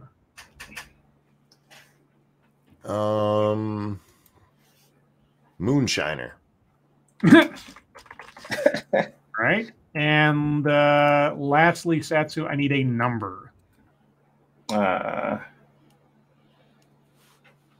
76. 76. All right. Now on to chat. A verb. I need a verb. We got where's the verbs? Chicago Mike says flipping. Flipping. Okay. I'll say flip because usually they say if they need an ing, they'll put an ing on. So I'll just say flip. Silly word. Silly word. I need something really silly. Silly word. Attack Alpaca says zippy. All right. And a silly name. Terry Diamanda said Scribe Light. I'm not going to do that. Yeah. That's not silly. Silly name. Oh, no one, nowhere. Engelbert Humperdinck. There you go. What That's a fucking right. name. Good old Engelbert Humperdinck. Well, he's a real guy. He's a singer. I'm pretty sure he decided not to go with the stage name. All right, guys. So here it is. It's brief, but it's packed with words. This is called "Can I Have Your Daughter's Hand?" Oh boy. Dear Mr. and Mrs. Gorgie Vagina, will you let me throw your nun? Wow. Okay. Ever since I have laid testicles on Weibo, Wow. I have arrested madly in love with her. I wish that she will be the hubcap of my toaster strudel and that someday we will fist happily ever after. Whoa. Weibo, I'm so sorry, sweetie. I have a coin purse as a moonshiner that pays $76 each month. I promise to flip Weibo with kindness and respect. Sincerely, Zippy Engelbert Humperdinck. That did not go in the direction that I thought it would. Weibo says, I don't want any humper dick. Don't lay testicles on Weibo. Ever since I have laid testicles on. Okay, I'm gonna print screen that. I'm gonna screenshot that. I'm gonna post that to Twitter. It's already. It sounds like a speech Biden would make. Doesn't it though? Doesn't it though? Now it does. They should call them Joe Libs now. We should make some Joe Libs. Jesus Christ. If I'll take some like coherent speech of Joe Biden's, and then blank out some words and ask people for suggestions. Speaking of these two idiots, Joe Biden is expected to speak sometime tonight. Bernie Sanders has said he's not speaking tonight. Oh. Uh-oh. He's taking his ball and going home, you guys. He's saving his energy for the debate, is what he's doing, guys. That's what he's doing. Yeah. Let's see. What a little crybaby bitch. So he's warning. Yeah. Right. Something like that. It's Hillary. Let's see. I'm going to post the Mad Lib here in a second, starring Weibo Jones. Okay, and then I have to find, where did I put the Mad Lib? Is that it there? I think so. There it is. Okay, there we go. And with that, guys, we are at the bottom of the hour, and thus it is now your time. If you have questions, comments, concerns, conspiracy theories, complaints, please put them in the chat now. If you have questions for us, please put plenty of chat marks after those. If you have statements for us to consider, please put plenty of statement marks after those. If you don't know what I'm talking about, ask your friendly neighborhood chat partner, and they'll be happy to explain it to you, because we're all friends here. Although I think Weibo might question that right now after that Mad Lib. Let's see. Shio Gorath. Oh, Logs, do lesbians lip sync with both lips? I wouldn't dare speak for lesbians, as I am not one myself. Monkey, you can, though. Do you mean both sets of lips? I believe that is what they're talking about. No, that other thing's just a queef, man. Oh. Let's see. And that was the only question we had. Okay, good night, guys. Bye. Have a good night, everyone. Good night. Bye. Nice show. Great. Thanks for coming out. See you later. Apparently nobody's curious about anything today. I got a question. Too bad. Quinn the Cultist. Lords of the Night. When are Weibo and Humperdick getting married? I don't know. I will try to find a Mad Lib that addresses marriage and find a way to insert Weibo and Engelbert Humperdinck into that one too. Well, that was just asking for the hand in marriage, right? Yes, we haven't actually gotten to the wedding yet. Yeah, so I mean, he hasn't got permission. And after saying that he laid his testicles on her, I doubt he will get it. Well, it's like, I just want to let your parents know that I teabagged you. That's all. Yeah. Look, it was just on her face. Chicago Mike says, what is the best TV theme song? Oh, I'd say it's either MASH or Quantum Leap. Oh, no. For me, Facts of Life, man. Oh, there you go. Satsu. Oh, and Sanford and Son.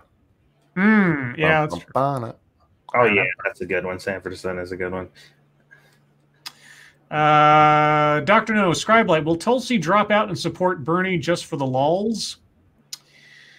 If she's a true Russian, she will. Yeah. Russian agent, yeah. I don't know. I think she's going to have to drop eventually, or she might just stay in as long as she technically can. I mean, you can still be running for president as long as you want. You don't have to drop out, even if you're not actively campaigning. If you're still on the ballot in places, you're still on the ballot in places. I mean, some people were voting for Bloomberg today, so I think if Tulsi managed to get into the next debate by some miracle, she should go be on the debate stage in workout gear on a treadmill and do the debate like that. That'll get her some attention. Tech Alpaca, did you see the Babylon Bee article? Trump cancels 2020 election over coronavirus concerns. Oh, geez. I'm sure somewhere there's a conspiracy theory in Democratic circles that's just betting on that happening. Let's see. Frosted Glass, next time I get in trouble for saying something on Twitter, can I pull a Biden and just say I stuttered? You can. I don't know if Twitter will believe you, but you can. Lion Patriot, why does Weibo deny the purity of Humperdinck's love? I don't know. Because she ain't shit for real. Wasn't that that was the name of the evil prince in Princess Bride, wasn't it? Prince Humperdinck? Was that his name? Yeah, Sure. Chris Sarandon's character. Sounds right. The Devil Fruit Zero, Scribe, can you guys tell me if public things like school, fire department, police department, etc., are socialist, or are they the minimum requirements of a society existing? I've heard arguments that they are socialists to try to shut conservatives up, because they're like, yeah, you say you hate socialism, but you like all these things.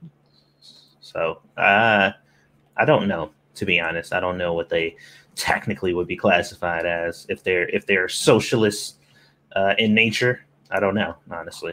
So I would say schools, yes. Your fire departments and police, no, because those are public services. Those aren't a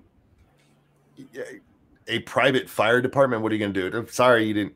That little county didn't pay this month, so we're not going to go fight fires over there. No, those ones are basic services. When you get into schooling, sure, it is, and there are socialist things that we do.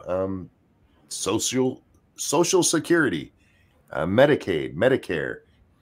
These are things. They're not complete takeovers, but they have socialist aspects to them. Mm-hmm. There's no denying it. Yeah. The thing is to keep as many away as we can. Yeah. It doesn't reflect an overall governmental system. Just certain outgrowths of it. I mean for a society to exist without too much fractional, there's got to be some social cohesion in something, right? It just doesn't make sense otherwise. If everything was balkanized, we wouldn't feel like a unified country. So yeah, some things are socialized in that sense, but it's not socialism as a overall governmental or so. right. That's where that whole thing. And it's like, well, we're not a socialist society. Otherwise, all the money would be going into one single pot, and everybody would be getting their cut every month. It's not how it works. Faithless, is Big TP really the cabal behind the Corona paranoia? Oh, yes, the toilet paper industrial complex. They're all behind it. Frosty left. Do you think Corona would spread less quickly if we use Japanese-style spray toilets? Oh, like bidets? It would spread even further and faster. Yeah, because it's in the poo-poo. Let's see. Pete Davis. Will Bernie Epstein... no. He'll still show up at the debate. I think. Maybe. I don't know. You think he'll drop out? I don't know. I don't think so, but you're roboting just a little bit there, Scribe. Well, Monkey was too, so maybe it was me. Am I still roboting? Not now. No. Am I still roboting? No. If you can't hear us, then yes, real bad. Well, you were talking over me, and so I figured there's a delay. So if that's happening, then I must be roboting. Oh. Yeah, neither one of us spoke over you. Okay. Well, it sounded like it to me, so maybe I don't know. And keep going until it all falls apart. Willard Ford says there are subscription fire departments. Arizona has them. Yes, I've heard about that. I've always heard the urban legends of like the fire department showing up and asking somebody for payment or something before they'll put out the fire. I don't know if it actually happens, but I assume it must have at least once for there to be such a story. Ma'am, throw down a suitcase of money so we can come in and save you. Yeah. Chicago Mike, is Joe Walsh still running for president? If so, what is your favorite song from him? No, he dropped out. Yeah, he dropped out. So the answer is no. And I didn't know that he did songs, so I have no idea. Quinn the Cultist. I don't know. Was he? Now I have to look it up. Quinn the Cultist. Scribe Light, are you a robot? If I am, I don't know it, which would make me an interesting Cylon, I guess. Jack Lawn Dusk. Scribe needs to replace his Sting and Tin Can internet with something better. Well, I don't make my internet out of bees or tin cans, so I don't know what you're talking about. Pyrus Creed, is Vermin Supreme still running? He's always running. Even when it's not an election year, he's running. Because whether he's on his feet or on his head, he's always running. Attack Alpaca. Speaking of robots, did you like Short Circuit? I mean, I have fond memories of the first movie when I was a kid. I haven't seen it in 20 years or something, but sure, I like the first one. I think it was the second one where he went to the city. And I just remember that there was that street gang that had that song in the middle of the middle of the movie, and I forget what the gang's name was. I know it wasn't Los Lobos, but it was something like that. It was like Los Lobos kick your ass, Los Lobos kick your face, Los Lobos kick your balls into outer space. I thought for a very short time, I thought that's how gangs actually operated in the real world. Because I was a little kid and I didn't know any better. I thought they all had their own theme song. I wonder what the Crips and the Bloods would use as their own theme song then.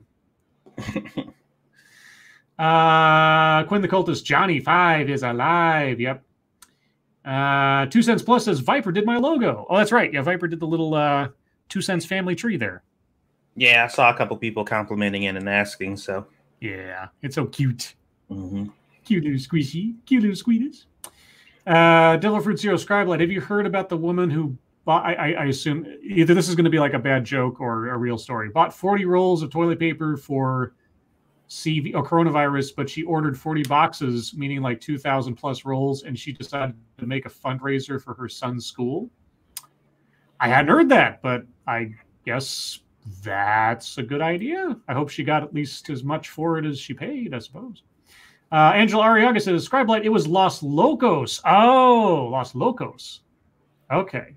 And Captain Bramble says it was Los Lobos. Well, which was it? Los Lobos or Los Locos? Because it's either the crazies or the wolves. So choose one. Motto Winter, oh Lords, why is Sassy forcing mommy squirrels to turn tricks next to the crack house? Oh, are we back on that? Yeah, well, Scribe, just to give you some context, we're playing 7 Days to Die again. So are you? Yeah. Mata has a problem with me cutting down trees. Oh, I see. Mm-hmm. Environmentalists. Yeah. Super strange considering the food that they constantly offer us. Delfruit Zero, Scribelight, you are Gen X, right? When does Gen X run again? Pretty much up until the what is it, 85, 82, yeah, somewhere around there. Yeah, no, I fall within Gen X, yeah. Pinkala Driving 8 Man, Los Lobos was the band. I knew that. Like I said, I knew the name of the gang was not Los Lobos, but for whatever reason, my memory keeps telling me it was, and I know that wasn't true because Los Lobos was the band, like La Bamba. Los Locos was the gang from Soch. Okay, yeah, I knew. Like I said, I knew it was something like that, but I knew what. Yeah, them doing Los Lobos would probably be a big, freaking copyright situation there. Although I do wonder if like the original name of the gang was Los Lobos and then they dubbed it over. I wonder about these things sometimes. Devil Fruitero says, Scribelight, how old is Satsu? Satsu is, what are you, 27? 29. 29, okay. Well, hey. I misaged you. I'm sorry. To be fair, last year I thought I was 27. Okay, well, there you go. Motto Winter, oh Lords, what be your thoughts on the study on the effects of Kool-Aid on monkey? Does monkey drink Kool-Aid? Is there a joke there somewhere? Not that I'm aware of. Jim Jones reference? I used to drink Kool-Aid a lot. I like Kool-Aid. Kool-Aid makes me happy. Let's see. Shogorath, if a couple of Alzheimer's patients shared a conversation, is there a possibility they might create an infinite loop? Yes. Yes. And Quinn we the can see Cultist. that. We can see that at the next debate. Yeah, no kidding. Quinn the Cultist, Lord of the Night, would you join G.I. Joe or Cobra? G.I. Joe, they're the good guys. Yeah, G.I. Joe. I mean, I have a feeling that trying to work with Cobra Commander would be a very hostile work environment. Because I'd be secretly sort of like pushing for Destro to take over because he was always smarter. Although, I mean, the Baroness, the Baroness. Oh, well, I mean, there's also Scarlet on the other side. Yeah. Look, I'm not a loser, so I'm not going to be Cobra. Yeah, but the Baroness, Anyway. Let's see. Chicago Mike says, knowing is half the battle. Or knowing is a constant source of disappointment. I made up that graphic a long time ago, and I use it occasionally in my videos. Let's see. Gulf City Cult of Krill. G.I. Joe and Cobra are both funded by Hasbro. Wake up, sheeple. Yes, you're right. Hasbro is the George Soros of the fictional war games world. Dude, I blew my little brother's mind with that shit one time because he was like, "You see Doritos and Cheetos beefing?" He was like, "That's crazy, man." I was like, "You know they're owned by the same company, right?" He's like, "Duh!" Dude, he was like fucking blown away. Like, what? No, that's not true. And I'm like, yeah, yes, it is. Like, but why would they? Oh my god, that's so smart. I'm like, are you high right now? Are they? They're still making G.I. Joe movies, right? There's like a Snake Eyes movie coming out soon, if I'm not mistaken. Which is just, I keep thinking, like, who is asking for these movies? I assume the other ones made money, even though they haven't made a G.I. Joe movie in, 5 years or something? So, I don't know. Devilfruit Zero, Scribe Light, so which would you guys choose to be out of cowboy, pirate, or ninja? Pirate. Ninja. Cowboy. All right, well, you got one of each. I'd be a pirate because of the winches, yo. And the cool, outfits and arr. You know those winches come with syphilis. Not if you're the captain, you keep it to yourself. I mean, what if you're giving them syphilis? If I'm giving them syphilis, I don't think I'd care because I'd probably be insane. Tina here says, I want to travel for spring break, but I have immunocompromised family I haven't seen in months, and there's virus cases an hour away from me. How big a risk would it be for me to see them? I'm not a doctor, and I don't know. I mean, I guess the only thing you could do to, set yourself aside is to, before you go, get tested. And, and as long as you stay away from things between there and your family, conceivably, if they do get sick, it won't be your fault. But that's the only way to be sure.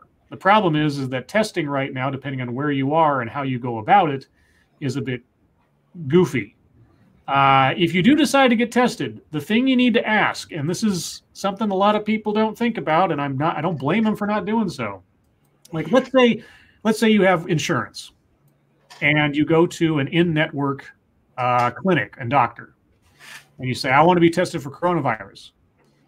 The next thing you need to ask is the lab doing the testing in network? Because if the lab that is doing the testing is not in network, you will get screwed. So every stage of the process, you need to verify, get it in writing somewhere, that everything is in network. Because I've read stories of people they thought they were doing everything they should. They went to the doctor, they went to the hospital, everything was in network, it was within their flex pay or whatever, and they said, give me the coronavirus, and they got some $3,000 bill because the lab was some out-of-network whatever place. Be sure to ask about that. My advice would be to not go. There's that too. There is a chance you can get the virus and never know it. That is absolutely true. Yep. You could just have a small cough. You could have just a little bit of an ache, and you don't want to be that person. Plus, as far as we know right now, testing doesn't help unless you've actually, it doesn't actually show up unless you have some kind of symptom. So yeah. So yeah, if you're worried about it, Skype them for the time being. I don't know what else. Yeah, I mean, there was I saw an interview. They interviewed one of the guys on one of the cruise ships, and they were there with like one of the WHO or CDC doctors that was overseeing this group, and they talked to this guy, and he had to be in his mid to late 60s, let's say. And they asked him, so what was it like having the coronavirus? And he said, well, they put us onto a C-130 to get us out of where we were, and within an hour or so of getting on the C-130, I started to feel feverish, but I didn't have any body aches, and I wasn't chilled or anything. I just, felt hot. I had everything except sort of like some of the, tertiary fever symptoms. And that lasted for about 8 hours, and then the fever broke, and I felt fine. But, I still tested positive, and I'm waiting it out. And that's what could happen to you. I don't know. It's all over the place with this stuff, so... let's see. Mono Winter, oh lords, would you try a buttered roasted quail with a side of golden mashed potatoes and a tankard of milk? no. Yes. Why no, Monkey? Because it doesn't sound like a good bird to eat. I've heard quail is okay. I don't trust anything that comes in a tankard. All right. Devilford Zero, can bacon go on anything? It can. I don't know if you'd want to eat it with everything. There are very few things that I think bacon would be gross on. So, okay. Let's see. Frosted Glass, does Corona spread as quickly as word about Quippers United on Jack Gunsky's channel after Lords of the Night? No. Jack Gunsky's channel is not nearly as communicable. Nothing spreads that fast. That's right.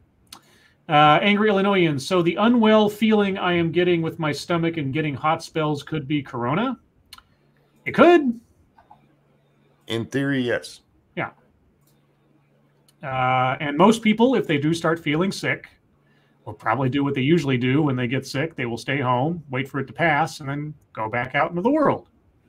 And they'll probably still be contagious.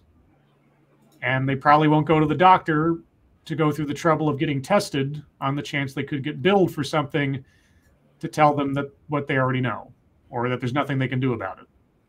So, yeah, that's the thing about this. Everybody's going to get it, guys. I just assume everybody's going to get it.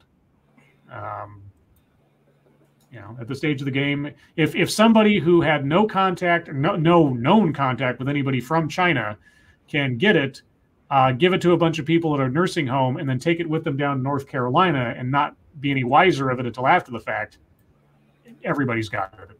Everybody's going to get it. You'll know if I get it because I will die. No, you won't. You'll get sick. I am diabetic, I'm crippled, and I'm asthmatic. I will die. Yeah, you'll be fine.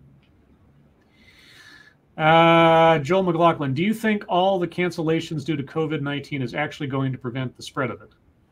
No. No. I mean, it might slow it in those specific populations for a brief time, but remember, guys, there's not going to be any kind of vaccine for at least a year. And given how it was already, it went for a month in China with people coming and going from that country to here, to everywhere in the world for a month before anybody really did anything about it. And even after that, it wasn't taken very seriously until within just like the last several weeks. And again, the symptoms might show up within 5 days or a week after getting it. And if they do show up, they might be ridiculously mild. You might only get a sniffly nose for a couple of days, and that'll be it. It's going to be different for everybody depending on your health and everything else. So, yeah.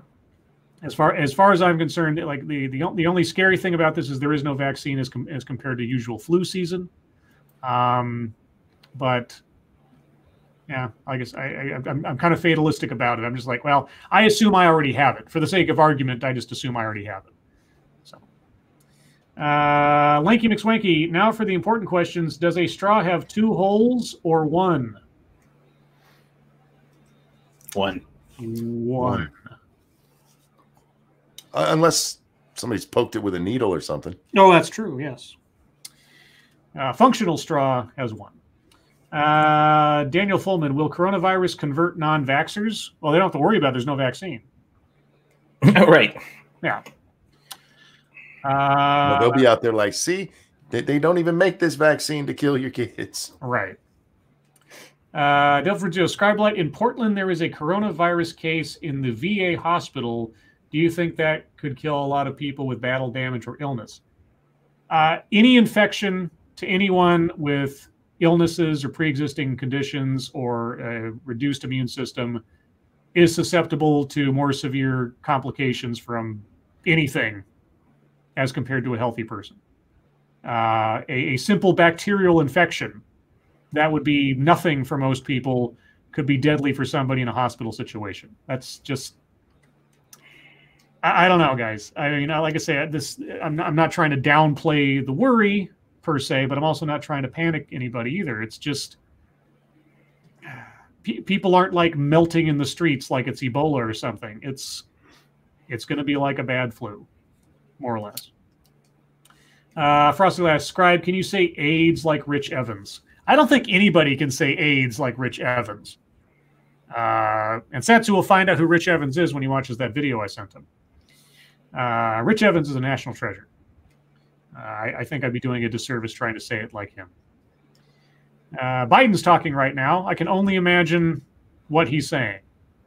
The still image that CNN has on its webpage right now, or at least that I'm seeing, the look on his wife's face is about as grim as the grave. So I'm wondering what Joe just said. You just said, when I banged my sister last night. Oh, God. Because, I mean, aren't you supposed to be celebrating? She looks like as not happy as you could imagine. You'd think she'd be like the smiling politician's wife at that point. I don't know. Nothing for you here. A straw has no holes. It is merely a cylinder with empty faces. No, it's got a hole right through it. It goes right through. Let's see. S. Strong says, a person at my work got fired for stealing the antibacterial spray refills. Well, if they're stealing anything of company property, they probably get fired. But sure, that works too. Motto Winter. Oh, Lords, when is Sassy making bacon Rice Krispies? See, maybe I should clarify. There are some things that I think bacon doesn't necessarily go with, but I still cannot think of anything that I think bacon would be gross with. Devil Fruit Zero Scribe Blade, did you have a He-Man battle damage action figure? I did. I no longer have it, but I did have it way back when. I had a lot of He-Man figures. I had He-Man and G.I. Joes and only a couple of Transformers. I had a couple of masks. I had the one mask that I remember having was the Jeep that shot out a little speedboat. I had that one. But, you know, the one I always wanted that I never had, my neighbor had it, but I never got it. I wanted the Jackhammer. I wanted that SUV that had the pop-up turret in the back and all that stuff. I thought that looked so cool. Never had it, though. I also wanted Snake Mountain. Never had that either. It was so much cooler than Castle Grayskull. It had the voice changer. Oh, my neighbor had that, too. Different neighbor. All the neighbor kids had cooler stuff than I did. Let's see. Harvest Marvel. Speaking of He-Man from Kevin Smith. What? Speaking of He-Man from Kevin Smith will have Tila wielding the sword and being better at it? Is Kevin Smith directing He-Man now? I'm confused. I thought they turned that into like a Netflix series they're going to do or something. But I mean, no idea. I mean, Tila was a warrior of a kind, so if they made her someone who could handle a sword, I would not be at all surprised. I mean, Evelyn was more of a mini sorceress, I guess. I don't know. I mean, Eternia was full of heroes and things, and I mean, He-Man was all He-Man, the whole concept of He-Man was kind of stolen from Conan the Barbarian, and there were warrior women in Conan the Barbarian, so it's fine. And Harvest Moon says it's Netflix animation. Oh, okay. Well, all right. Well, guys, with the revelation of He-Man animation, we're at the top of the hour, and thus the end of the show. So right now, everything's been called for Biden except for Washington, technically Idaho, and North Dakota. Although maybe that's changed in the last few minutes. I don't know. But yeah, Biden's going to come out of this with the big delegate prize, more likely than not. Current count is 716 to 590. The magic number is like what, 1,091 or something, or 1191. 1,991. 991. All right. So, guys, thank you all for joining us tonight, as you always do. You guys are the best audience in the world. Moderators, thank you for keeping an eye on things, even though our audience is the most well-behaved in the world. And everyone who donated, thank you so much for your generosity. It's all going to go towards toilet paper and hand sanitizer, which I can no longer afford. Remember, guys, tomorrow night, per usual, be on Monkey's channel at the regular time. Tonight, I know I ask this every week, and I shouldn't. I should know by now. You're not gaming tonight, are you? No. Okay. No, but I think I'm going to do election coverage right after this. Okay. Well, guys, go over to Ranting Monkey's channel, and he will give you some sort of after-show continuing election coverage from the great state of Michigan, which is where he is, which went for Biden. I don't know about great, but I know what you mean. Hey, you know, what's the motto for Michigan? It sucks, but it's not Canada. Okay. Something like that. Okay. Well, anyway, guys. Don't quote me. Yeah, don't quote Monkey on that. That's probably not Canada's Michigan's motto. Yeah. Oh, and yeah, I guess maybe go, if you want to, alternately go check out Jack Gunsky's channel. If you want to, I suppose. But yeah, Monkey, Satsu, thank you for joining me as always. Mm-hmm. Monkey. Indeed. Okay. Everyone, your lives make us sad, and we will see you tomorrow. Bye, guys. Piss off. And per usual, taking out my copy of Screw the Roses, Send Me the Thorns, the romance and sexual sorcery of sadomasochism. Masochism of the Sado variety. Thank you for that. And today's secret word is demurely. Oh. D-E-M-U-R-E-L-Y. Demurely. You can think about that for a minute or three. Bye. Bye, guys.